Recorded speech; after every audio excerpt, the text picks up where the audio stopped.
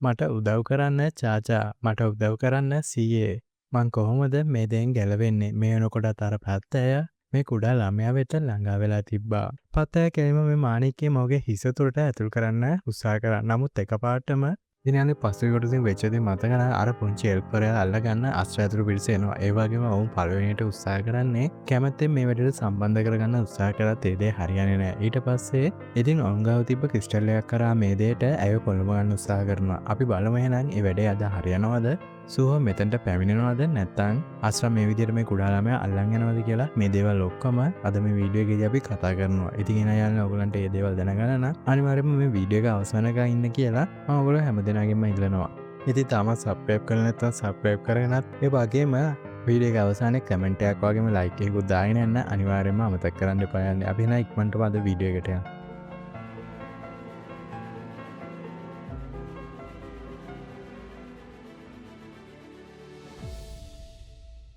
එදා චොයිට ලබා දුන්නේ ටෝච් කියන අයිටම් එක. මේ වෙනකොට එයාට පුළුවන් වෙලා තිබ්බා මේක ලෙවල් 16 දක්වා ඉහළ නංවා ගන්න. ඉතින් මේ දේ හරහා ස්ටාර්ට් මැනිෆෙස්ටේෂන් එක 26ක් දක්වා වැඩි වෙලා තියෙනවා. මේ වෙනකොට මෙහි ස්ට්‍රෙන්ත් එක 8ක් වශයෙන්ද, ඒ වගේම හෙල්ත් එක 12ක් වශයෙන්ද, අජිලිටි 12ක් වශයෙන්ද, ඉන්ටෙලිජන්ට් එක 23ක් වශයෙන්ද, ඒ වගේම සෙන්ස් එක 10ක් වශයෙන්ද සඳහන් වුණා. මේ දේ පාවිච්චි කළා චෝයි මාර විදිහට මේ වුණකොටත් පව අප් වෙලා තියෙන්නේ. දැන් ගුවන් අතුරෙන් පස්සේ චෝයිට පුළුවන් වෙලා තිබ්බා එතන හිටියේ සමහර කණ්ඩායම් සමග එකතු වෙන්න. මේ වෙනකොටත් ඔවුන් හිටියේ විශාල සඩනම් මත මැජික් බීස්ලා මොන්ට පාර දරනවා හිටියේ. මෙන්න මේ වෙලාවෙදිම චෝයි යාගේ තිබ්බ අලුත්ම හැකියාව ඇක්ටිවේට් කරනවා. රැපිඩ් ෆයර් ඉග්නිෂන් ලෙවල් 1 කියන එක. මේ දේ හරහා විශාල බලයක් යාට ඉක්මනටම මැජික් කාස් කරන්න හැකියාවල් ලැබෙනවා. කලින් කාස් කරාට වඩා ඉක්මනින්ම. ඉතින් චෝයි ආයිස් චාන්ලර්ට ඉතාමත් පහසුවෙන් මේ දේ හරහා පහරවල් දෙන්න පටන් ගත්තා. මේ තියෙන ගින්නේ බලවත්භාවය නිසා ඔවුන්ට බැරි වුණා මේ දේ වළක්වා ගන්න. ඔවුන් එතනම දියවී යන්න පටන් ගත්තා චෝයිගේ තිබ්බ බලය නිසා. මේ සන්නදී වැඩි හරියක් කරේ චෝයි විසින්. ඔහු තමා මේකින්න අයිස් ජයන්ට්ලාව විනාශ කරලා දැම්මේ. මෙතෙන්දී අනිත් හන්ටවරුන්ට සටන් කරන්න උනත් ඔවුන් මේ දෙයට කෑ ගැහුවා. ඒද උන්ට එකම අවස්ථාවක්වත් ලැබුණේ නැහැ මේ සත්‍යයන්ට පහර දෙන්න. ඊට කලින් චෝයි විසින් ඒගොල්ලෝ දිය කළා දාන නිසා කෙනෙක් ආසාවෙන් බලාගෙන හිටියා මේ එක්කෙනෙක්ට හරි පහර දෙන්න. ඔහුට ලැබුණු අලුත් ආයුධය සමග. ඒත් වාසනාවට වගේ ඔහුටද එක්කෙනෙක් ඉතුරු වුණා. ඔහුට මේ බබ චෝයි දන්නා හිටියා ඔහුගේ ඉදිරියේ ඉතුරුණු එක්කෙනෙක් ඉන්නවා කියලා. ඉතින් මේ දෙයට පැත්තට හැරිලා සතුටින් ඔහු පහරවල් එල්ල කරන්න සැරසුණා. ඔහු ගාව තිබ්බ අයිටම් එක උනේ ඩීමන් එම්පරර් කියන එක. ඒක ලෙවල් 12 දක්වා ඔහුට මේ වෙනකොට වැඩි කරගන්න පුළුවන් වෙලා තියෙනවා. ඉතින් ඒක ඇවිල්ලා ෂීල්ඩ් එකක්. ඒක දැන්ට ස්ටාර්ට් මැනිෆෙස්ටේෂන් එක 122කින් වැඩි වෙලා තියෙනවා. මේ දේ හරහා ඩිෆෙන්ස් එක 175කින් ඉහළ ලංඝනවා. ඒ වගේම ස්ට්‍රෙන්ත් එක 15කින්, හෙල්ත් එක 20කින්, ඇජිලිටි 9කින්, ඉන්ටෙලිජන්ට් එක 7කින්, සෙන්ස් එක 12කින්. මේ දේවල් වල අහු බලයක් කරගෙන කෙලින්ම මේ අයිස් ජයන්ට් පැත්තට ගියා. ඒකත් තිබ්බ ෂීල්ඩ් එකෙම වේගවත් පහරක් එල්ල කරා. හැබැයි මේ පහර එල්ල කරන මත්තෙන් ඔහු ගාව තිබ්බ මේ ෂීල්ඩ් එකට ආවේනිකෝ ස්කිල් එකක් ඇක්ටිව් කරා. මේ දේ සඳහන් වුණේ ජයන්ට් ෆෝම් කියන එක. ඉතින් මේ දේ හරහා මොහුට පුළුවන් වෙනවා ශරීරයේ යන්තාක් දුරට විශාල කරගන්න. වැඩි මාන ප්‍රමාණයක් ඔහුගේ ශරීරය තුලින් නිපදවා ගන්න. ඉතින් මේ දේ භාවිතා කිරීම සඳහා ඔහුට මාන 10ක් වෙනවා අතර මේ දේ පවත්වාගෙන යාමට දිගින් දිගටම මාන 1 ගානේ අඩු වෙනවා එක තප්පරයකට. මේ පහරරාවට හැකියාව ලැබුණා මේ අයිස් ජයන්ට් සත්‍යයේ ශරීරය තුළ කුහරයක් නිර්මාණය කරන්න.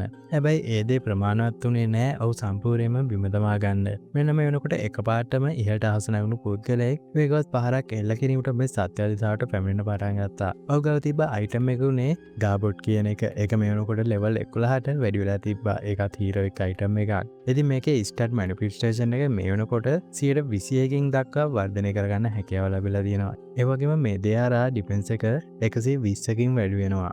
ස්ට්‍රෙන්ත් එක 15කින්, හෙල්ත් එක 12කින්, ඇජිලිටි 18කින්, ඉන්ටෙලිජන්ට් 10කින්, ඒ වගේම සෙන්ස් එක 15කින් වැඩි වෙනවා. ඔහු ගත්ත බලයක් අරගෙන වේගයෙන් පහරක් මේ සත්‍යයේ හිස පැත්තට එල්ල කරා.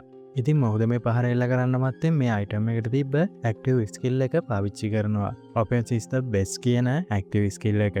ඒක ලෙවල් 1 විදිහට තමයි තාමත් තියෙන්නේ. මේක සඳහා මාන කොස්ට් එක 100ක් වෙනවා. මේ දෙයට හැකියාව ලැබෙනවා මේක තියෙන ඩිෆෙන්ස් එක කන්වර්ට් කරන්න ඇටැක් පවර් එකකට. ඉතින් මේ පහර එක්ක අර අයිස් ජයන්ට්ගේ සම්පූර්ණයෙන්ම හිස සිදු කරගෙන යන්න හැකියාව ලැබෙනවා. ඒ දෙත් එක්ක සත්‍ය විනාශයටපත් වෙනවා. ඔවුන් දෙදෙනාම පුදුම වුණා උන්ට මේ ලැබිලා තියෙන පර්පස් ගැන. ඔවුන් කවදාවත් හිතුවේ නෑ මේ දේවල් මෙහෙම කරන්න පුළුවන් වෙයි කියලා. ඒ වගේ මෙතන හිටිය ඒරියන් කන්ටර්වරයාට දැන් ස්ට්‍රැක් හන්ටර් කෙනෙක් තරමට බලයක් තියෙනවා. ඉතින් මේ හැම දෙයකටම ස්තුතිවන්ත වෙන්න ඕනේ. මේ සංසෝවට ඔදාබා දුන්නු ආයුධාරා තමා අපිට මේ දෙයක් කරන්න පුළුවන් වුණේ. මේ අතර උන් දෙන්නා වෙතට එතන හිටිය අනිත් හන්ටර්වරු තුන් දෙනාද මෙතනට පැමිණියා. එතන හිටියා බකියෝනුත් මේ ටීම් එකට එකතුලා තිබ්බා ඔහුගේ දුවත් එක්කම. මේ වෙනකොට බකියෝගේ අයිටම් එක බකියුකන් ලෙවල් 20ට වැඩි කරගෙන තියෙනවා. ඒ වගේම ඒකේ ස්ටේට් මැනිෆෙස්ටේෂන් එක 130කින් වැඩිලා තියෙනවා. ඒ වගේම ඇටැක් එක 130යි. ස්ට්‍රෙන්ත් එක 24යි, ඇජිලිටි 18යි, හෙල්ත් එක 12යි, ඉන්ටෙලිජන්ස් 3යි, සෙන්ස් එක 12යි. ඒ වගේම අවුට දුවක තිබ්බ එක බාලොබි කියලා තමා සඳහන් වෙලා තිබ්බේ. ඒක ලෙවල් 10ට මේ වෙනකොට වැඩි වෙලා තිබ්බා. ඒ වගේම ස්ටේට් මැනිෆෙස්ටේෂන් එක 120කින්ද ඇටැක් එක 120කින්ද වැඩි වෙලා තියෙනවා. ස්ට්‍රෙන්ත් එක 10කින්, හෙල්ත් එක 10කින්, ඇජිලිටි 12කින්, ඉන්ටෙලිජන්ස් 6කින්, ඒ වගේම සෙන්ස් එක 8කින්. මේ වෙනකොට බකියෝට තේරුම් ගන්න පුළුවන් වෙනවා ස්කැමිත් ෆීල්ඩ් එකත් අවුන්ට වඩා ගොඩක් ඉක්මනින් මේ ඩන්ජන් එකේ ඇතුළටම ගිහිල්ලා තියෙන එක. මෙතන හිටිය නායකයා වශයෙන් මේ දෙයට එකතු වෙලා චොයි තීරණය කරන ඉක්මනටම ස්කැවෙන්ජර් ගිල්ඩ් එක හා ඔවුන් අතර තියෙන පරතරය අඩු කරගන්න ඉක්මනටම මේ ගමන ඉක්මන් කරන්න. මේ අතර මෙතන හිටිය තවත් හන්ටර්වරු වැහුවා ඊළඟට ඉතුරුලා ඉන්න හන්ටර්වරුන්ට කොහොමද ඔවුන් හොයාගන්නේ ඔවුන් මෙතන ළඟා වෙනවද කියලා. චොයි නායකයා විසින් මෙතනදී මෙහෙම තීරණයක් ගන්නවා. ඔවුන් ගැන එතරම් කරදර විය නෑ. මේ වෙනකොට හන්ට සංසූ හෝ අනිවාර්යයෙන්ම ස්කැවෙන්ජර් ගිල්ඩ් එක පස්සෙන් යනවා ඇති. ඉතින් එයා අපි එනකම් බලා හිටියේ නෑ. එයා ඒනුට කරේ එයාගෙන් පාරක යන තීරණය කරා තනිවම. අන්න ඒ දෙයින් තේරුම් ගන්න පුළුවන් ඉන්නේ මේකේ වැදගත්කම. ඉතින් අපිටත් කරන්න තියෙන අන්න ඒ දෙයමයි. කවුරුත් එනකන් අපිට ඉන්න බෑ. ඒ වුණොත් අපේ කාලය තමා අපිට නැති වෙන්නේ. අපි ඉක්මනටම ස්කැවෙන්ජර් ගිල්ඩ් එකට මේ දේ කොහොම හරි ළඟා කරගන්න ඉක්මන් කරන්න ඕනේ. රිවර් ගිල්ඩ් එක ඒගොල්ලෝ තනියම වැඩ කරනවා කියලා හිතුවනම් වම් තනියම වැඩ කරයි. ඒගොල්ලෝ වෙනවම ඒගොල්ලක පාරකයයි. අපි බලමු ඉස්සරහට ඒගොල්ලෝ අපිත් එක්ක සම්බන්ධ වෙයි කියලා. කොහොම නමුත් අපි හැමදෙනාගේම ඉලක්කය වෙන්න ඕනේ කොහොම හරි කරලා මේ ඩන්ජන් එකේ ඉන්න බොස්ව පරාද කරන එකයි. අන්න ඒ දේ සඳහා අපි ඉක්මන් විය යුතුයි. කවුරු දිනුවා හෝ පෙරදුනත්. මෙතන හිටිය හන්ටර්වරු චෝයි කිව්ව හැම දෙයකටම එකගුණා. ඔවුන් තේරුම් ගත්තා ඇත්තම ඔවුන්ගේ තර්ජනය මොකක්ද කියලා. මේක ඉන්න මැජික් බීස් ලවත් නෙමෙයි කියන එක ඔවුන්ට මේනකොට තේරුම් ගන්න පුළුවන් වුණා. ඒ වෙනකොට ඔවුන්ට මේකේ හතුරන් වී ඇත්තේ ඔවුන්ට විරුද්ධව වැඩ කරන ස්කැවෙන්ජර් ගිල්ඩ් එක. ඒ වගේම ඔවුන් සතුව ඉන්නවා නැෂනල් ලෙවල් හන්ටර් කෙනෙක් තොමස් ඇන්ඩ්‍රේ කියලා. අන්න ඔවුන් සහ මවුන් අතර තමා නියම සටන තියෙන බව තේරුම් අරන් මවුන් ඉදිරියටම යන්න පටන් ගත්තා. මේ අතර අනිත් පැත්තේ ස්කැවෙන්ජර් ගිල්ඩ් එකත් මෙහෙම මේ ඩන්ජන් එක ඇතුළට යන ගමන් හිටියේ. නමුත් ඔවුන්ට තාමත් කිසිම මජිස් පීස් කෙනෙක්ට මුහුණ දීමට හැකියාවක් ලැබුණේ නැහැ. මේ විදිහට ඉස්සරහට ගමන් කරන තෝමස් ඇන්ඩ්‍රේ ඇතුළු පිරිස දිහා යම්කිසි පුද්ගලයෙක් කවුන් දිහා බලාගෙන හිටියා. එතන අසල තිබ්බ හන්දකට මුවා වෙලා. ඉතින් මේ වෙන කවුරුත් නෙමෙයි ඇපොස්ටර්ස්වරයා සහ ලී කියන හන්ටර්වරයා. ඇපොස්ටර්ස්වරයා මෙතනට වෙලා බලා ඉන්නේ ඔහුගේ සැලැස්ම ක්‍රියාත්මක කරගන්නයි. ඔහු ගොඩක් වෙලාවක් මෙන්න මේ විදිහට ස්කැවෙන්ජර් ගිල්ඩ් එක එහෙම නැත්නම් නැෂනල් හන්ටර්වරයා පසුපස ඇවිල්ලා තියෙනවා ඔහුව හොයාගන්න තුරුම. අන්තිමේදී කොහොම හරි ඔහුට හම්බෙලා තියෙනවා මෙන්න මේ ගමන් මාර්ගය තුල ඔවුන් ගමන් කරනවා. ඉතින් මෙහෙම මුවා වෙලා ඉන්න ගමන් ඔහු කල්පනා කරේ එයාට හැකියාව ලැබුණා නම් කොහොම හරි කරලා මේ වගේ නැෂනල් පවර් එකක් තියෙන නැෂනල් ලෙවල් හන්ටර් කෙනෙක් ලබා ගන්න එයාට පුළුවන් වෙනවා කොහොම හරි කරලා එයාගේ අතේ තියෙන කාඩ් එක. එහෙම නැත්නම් එයාගේ අතේ ඉන්න එයාගේ බිලීවර්ස්ත් එක්ක මේ සටන පටන් ගන්න. එහෙමත් නැත්නම් එතන ඉන්න කිහිප දෙනෙක් මේ දෙයට පරිත්‍යාග කළා සැක්‍රිෆයිස් කළා එයාට පුළුවන් වෙනවා යම්කිසි දෙයක් නිර්මාණය කරන්න. ඒ දේවල් ගැන ඔහු අවධානය යොමු කරන් ඉන්න ගමන් එකපාරටම අර අස්සල් ලබා දුන්නු ස්ටාර් පැග්මන්ට් ක්‍රිස්ටල් එක අතර අරන් පිටිපස්සට ඇදලා ඔහුගේ අතින් දුන්නක් වගේ හදාගත්තා. සූහොට කරා වගේ ඉලක්කයේ කෙලින්ම දික්කරේ තෝමස් ඇන්ඩ්‍රේගේ දිසාවටයි. කාටත් හොර රහසේම ඔවුන් පසුවස මේ අතර පුද්ගලයෙක් පැමිණලා තිබ්බා. ඔහුගේ අඩිසද්දේවත් ඔවුන්ට ළඟා වෙනතුරුම ඇහුනේ නෑ. මෙතනට පැමිණෙන ගමන් ඔහු කතා කරන්න පටන් ගත්තා. මොනතරම් තරඟකාරීත්වයක් තිබ්බත් මං හිතන්නේ අපි මේ වගේ ගිල්ඩ් එකේ කෙනෙක්ට ඇටැක් කරන එක හොඳ දෙයක් කියලා. ඒත් එක්කම ඇපොස්ටර්ස්වරයා පුදුමයටපත් වුණා. ඔහු කරන්න ගිය වැඩේත් නවත්තා ඔහු ප්‍රශ්නාත්මක විසින් පිටිපස්ස බලන්න පටන් ගත්තා. මට ගිල්ඩ් මාස්ටර්වරයා හැටියට ඔයා මෙහෙම කරන්න යන දෙයට ඉඩ දෙන්න බෑ. මෙහෙම මෙතනදී කතා කරේ රිපර් ගිල්ඩ් එකේ ගිල්ඩ් මාස්ටර්වරයා. එහෙම නැත්නම් ලින් තාගේයුන්. ඔහුට පුළුවන් වෙලා තිබ්බා රහසේම මෙන්න මේ විදිහට ඇපොස්ටර්ස්වරයා පස්සේ එන්න. ඔහු මෙතනදී කෙලින්ම ආනෝ ඔයා මොකද්ද මෙතන කරන්න යන්නේ? අයියෝ ඔයාගේ පාටි එකට ජොයින් වෙන්න නැත්තේ. ඇපොස්ටර්ස්වරයා තිබ්බ මොලේ කල්පනා කරලා මෙන්න මේ විදිහට කියන්න පටන් ගන්නවා. ප්ලේන් එකේ වුණු ප්‍රශ්නයත් එක්ක මම මෙතනට තමයි වෙන්නේ. මං ඊට පස්සේ හොර රහසේම මෙන්න මේ විදියට ස්කැවෙන්ජර් ගිල්ඩ් එකට නොදැනීම ඔවුන් පස්සේ ගමන් කරා. මං කරන්න ගියේ අපිට ගන්න තිබ්බ රිවෝඩ් ගන්න එකෙන් ඔවුන්ව වළක්වන එකයි. එතකොට අපිට හැකි වෙනවා ස්කැවෙන්ජර් ගිල්ඩ් එක මේ ස්ටෑන්ඩ් ඩන්ජන් එකේ තියෙන හැම දෙයක්ම අරගන්න එකෙන් වළක්වා ගන්න. අපිට ඒ දේ නිසා ලොකු වාසියක් අත් වෙන්න තිබුණා. තමුන් කියන්නේ බොරු දේවල්. මොකද ආපු වෙලේ ඉඳන්ම මං තමුන් දිහා බලාගෙන හිටියේ. තමුසේ කොයිලාකවත් ස්කැවෙන්ජර් ගිල්ඩ් එකේ හිටපු තැනට මේ පිපිරීම පස්සේ වැටුන්නේ නැහැ. ඒ වගේම මේ පිපිරීමට වා කියන්න ඕනේ තමුසෙමයි. ලීගේ ඇබිලිටි එක හරහා තමයි ඒ දේවල් කරේ. මං කියන දේවල් වැරදිද? මට ඇත්තටම දැනගන්න ඕනේ තමුසල දෙන්නගේ මොකද්ද මේ ඇත්තම සැලසුම කියලා. මොකක් කරන්නද තමුසන් දෙන්නා උත්සාහ කරන්නේ? පාක් දෝජින් කතා කරනවා. මට හිතෙනවා ඔයාලට මේ දේවල් කල්තියාම තේරුම් ගන්න පුළුවන් වෙයි කියලා. වගාව තියන හොඳ රේන්ජර් සෙන්ස් එකක්. ඒ දේ හරහා ඔයාලට මේ දේ කරන්න පුළුවන් වුණා කියන එක. අවසසරයට තේරුණා තවදුරටත් ඔහුගේ ඇදුණුම සංගවා ඉන්න අවශ්‍ය නැති බව. ඔහු කතා කරන්න පටන් ගන්නවා මෙතන ඉඳන් වෙනම විදියකට. ක්‍රීමිස්සුගේ ප්‍රශ්නෙත් ගොඩින් බේරගන්න තිබ්බා. තමුසේ ඒ දෙයට සම්බන්ධුනේ නැත්තම්. ඒ කිව්ව දේත් එක්ක ඉතින් තාගේවුන්ගේ ඇස් දෙක උඩ ගියා. ඒ වගේම ඔහුගේ දුන්නෙන් ඊතල නිර්මාණය කරලා ඒ පැත්තට එල්ල කරගෙන හිටියා කුමනෝ අවස්ථාවකදී පහර දෙන්න. තමුන් නැෂනල් ලෙවල් හන්ටර් කෙනෙක් නෙමෙයි. සමහරක් විට මේ දෙයට හරියන්නත් පුළුවන්. කොහොම නමුත් තමුන් ස්ට්‍රැක් හන්ටර් කෙනෙක්. සාමාන්‍ය මිනිස්සුනම් මේ දෙයට කියන්නේ ඊළඟට තියෙන හොඳම දේ කියලා. මං කිව්වා හරි නේද? මේ දේවල් ගැන වැඩි වෙලාවක් අහන් ඉන්න ගියේ නෑ. එයාගේ දුන්න අරන් වේගයෙන් විදින්න පටන් ගත්තා. ඒත් එකම එතන හිටිය ලී එකපාරටම වේගවත් වුණා. ඔහුගේ තිබ්බ ලයිටින් බලය පාවිච්චි කරලා ලිම් තාගෙවුන්ට තේරුම් ගන්නත් කලින් ඉක්මනටම ඔහුගේ පිටිපස්සට ගියා වේගෙන් පහරක් එල්ල කරගන්න. ඒ වගේම ඇපස්ටර්සරයා ඔහුගේ අතේ අර ක්‍රිස්ටල් එක තියාගෙන හිටියා. මෙන්න මේ විදිහට මෙතන සන්න පටන් ගත්තේ අනිත් පැත්තේ අස්ට්‍රා එයාගේ අතේද එයා විසින් නිර්මාණය කරලාද අමුතුම ක්‍රිස්ටල් එක අතර අරන් හිටියේ. එයා හිමිට ළඟා වුණා අලුත් ප්‍රොස්මෝනාක්ගේ උරුමකාරයා වෙතට. ඔයා දන්නවද ඔයාට මෙන්න මේ ක්‍රිස්ටල් එක ලබා දුන්නට පස්සේ ඔයාට තවදුරටත් අපිත් එක්ක වාද කරන්න ඕන වෙන්නේ නැහැ. ඔයා අපි කියන ඕනෑම දෙයකට එකඟ වෙයි. අපිත් එක්ක දිගටම වැඩ කරයි. එහෙම කියමින් අස්ට්‍රා ඔහුගේ අතේ තිබ්බ ක්‍රිස්ටල් එක ඔහුගේ නිර්මාණය කරගත්ත විශාල පත්තෑවල ලබා දුන්නා. ඒ පත්තෑය කෙලින්ම ගියේ අර කුඩා එල්ෆරයා ළඟටයි. මේ අතර කටත් එක්ක වැහිටිය අනිත් පත්තෑය නිසා එල්ෆරයාට මෙතෙන්දී කතා කරගන්න පව නොහැකුණා. නමුත් ඇය හිතෙන් හිතුවා ඇත්තටම මේ මොනවාද වෙන්නේ? මේගොල්ලෝ මොනවාද කියන්නේ? මට හැම වෙලේම අවශ්‍ය උනේ මගේ හිතමිතුරන්ව මගේ නැත්තම් අංගිරමලිලාව ආරක්ෂා කරගන්නයි. මට උදව් කරන්න චාචා. මට උදව් කරන්න සීයේ. මං කොහොමද මේ දෙයින් ගැලවෙන්නේ? මේ වෙනකොට අර පත්තෑය මේ කුඩා ළමයා වෙත ළඟා වෙලා තිබ්බා. පත්තෑය කෙලින්ම මේ මාණික්කේ මවගේ හිස තුරට ඇතුල් කරන්න උත්සාහ කරා. නමුත් එකපාරටම විශාල ශබ්දයක් නම් වලින් අර ඇතුලේ හැංගිලා හිටිය සෙවණැල්ල ක්‍රියාත්මක වුණා. ටක් ගාලා විශාල අතක් ඇවිල්ලා අර පත්තෑයව එක අතකින් අල්ලගත්තා. ඒ වගේම ඔහු එතනදීම විනාශ කළා දැම්මා. මේ දැක්ක දෙයින් අස්ත්‍ර සහ පියා බියටපත් වුණා. ඔවුන්ට ඒ දේ හරහා තේරුම් ගන්න පුළුවන් වුණා සැඟවිසිල්ල ආපු ක්‍රීචර්වරයා මොන වගේ කෙනෙක්ද කියලා. එයා සෙවණැලි වලින් සෑදුණු ක්‍රීචර් කෙනෙක් කියලා. ඉතින් මේ සෙවණැලි අයන් ජයන්ට් සම්පූර්ණයෙන්ම අර කුඩා ළමයාගේ තිබ්බ පත්තයන් සියල්ලම ඉවත් කරා. ඒ වගේම ඒවා එකින් එකට ඉරා දමලා විනාශ කළා දැම්මා. මේ දෙත් එක්ක කුඩා ළමයාට තේරුම් ගන්න පුළුවන් වුණා මේ ඉන්නේ හොහෝගේ සෙවණැලි සමනය කෙනෙක් කියලා. අන්න ඒ දේ නිසා යම්කිසි වෙලාවකට කුඩා ළමයාගේ හිතේ සැනසීමක් ඇති වුණා. නමුත් මේ දෙස බලා හිටිය අනිත් පැත්තේ අස්ට්‍රාට තේරුම් ගන්න පුළුවන් වුණා මේ වෙනකොටත් ෂැඩෝ මෝනාක් සමග මොහු අනිවාර්යයෙන්ම සම්බන්ධතාවයක් පවත්වා තියෙනවා කියලා. මේ විදිහට ඔහුගේ තුලින් මේ විදිහට ෂැඩෝ සෝල්ජර් මතුවීමට පියා කෑගහලා කිව්වා ඒ කියන්නේ අනිවාර්යයෙන්ම මේ වෙනකොටත් ඔහු එන ගමන් ඉන්නේ කියලා. අසල දැක්ක බිම වැල්ල තියෙන ස්ටාර් ෆ්‍රැග්මන්ට් එක. ඒක සම්පූර්ණයෙන්ම විනාශ වෙලා තිබ්බේ. ඔවුන් ගාව තවත් දේවල් නැහැ මේ වෙනුවෙන් යොදා ගන්න. තවද ඔවුන්ට කිසිම අදහසක් නැහැ ෂැඩෝ මෝනාක්වරයා එක්ක සටන් කරන්න. ඒ දේ අර ඔවුන්නා ඉතාරම්ම අතර තියෙන ගිවිසුම කඩ වුණත් ඔවුන් ඒ දේ කරන්න කැමති නැති බව ඔවුන් තේරුම් ගත්තා. මොකද ඒකේ තියෙන අවුට්කම් එක ඔවුන් මේ වෙනකොටත් දන්න නිසා.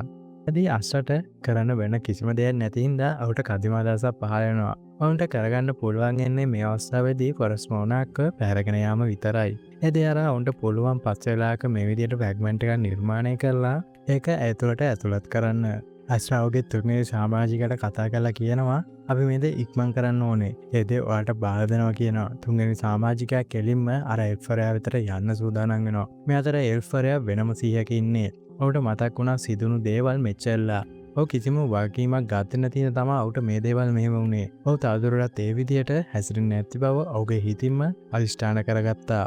ඔවුන් තමයි මුලින්ම මට තර්ජනය කරේ. හැබැයි මේ පාර නම් ඔවුන්ට ලේසි වෙන්නේ නැහැ. මං ඔවුන් එක්ක මෙතන ඉදා සටන් කරන්න පටන් ගන්නවා. මෙන්න මෙහෙම කියමින් එයා ගාව තිබ්බ ඩැග එක එළියට ගත්තා.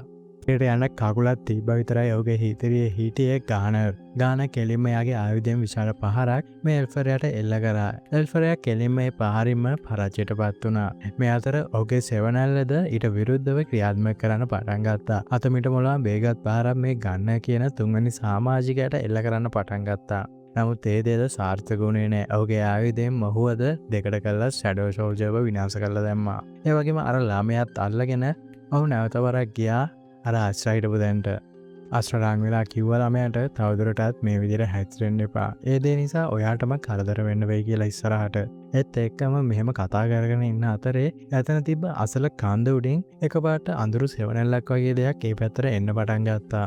ගානකට තේරුම් ගන්න පුළුවන් වුණා කාල්තියම් මේ කවුද එන්නේ කියලා. ඔහු කෙලින්ම ආයුධත් ඒ පැත්තට හරවගෙන එන ප්‍රහාරයට මුහුණ දෙන්න බලාගෙන හිටියා.